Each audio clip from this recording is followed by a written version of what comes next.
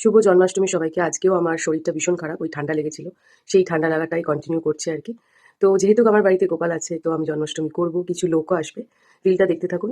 আর আজকে আমি জাস্ট এরকম একটা খোপা বেঁধে রেখেছি, আর হাতে এরকম একটা চুড়ি পরেছি, গলায় একটা ক্রিস্টালের হার পরেছি, কানে একটা এরকম দুল পরেছি, আর এটা হচ্ছে আমার কুর্তিটা, আর এই হাতেও আমি এরকমই একটা চুড়ি পরেছি। কৃষ্ণকে প্রথমে স্নান করালাম, তারপরে নতুন জামা কাপড় পরালাম। আর আমি পুজোর স্থানটা ঠিক এরকমভাবে গুছিয়েছি। এদিকে চরণামৃত, প্রসাদ, সুজির হালুয়া, ড্রাই ফ্রুটস আর গামি বিয়ার কেন দিয়েছি? বিকজ কৃষ্ণকে অনেকেই চকলেটস দেয়।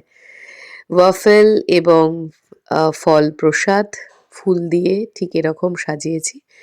আর কৃষ্ণের সাথে সাথে আমি কৃষ্ণ রাধার এই কাঠের মূর্তিটাও রেখেছি, আর তার সাথে সাথে জগন্নাথকেও রেখেছি। তার কারণ কৃষ্ণের আর এক রূপ জগন্নাথ।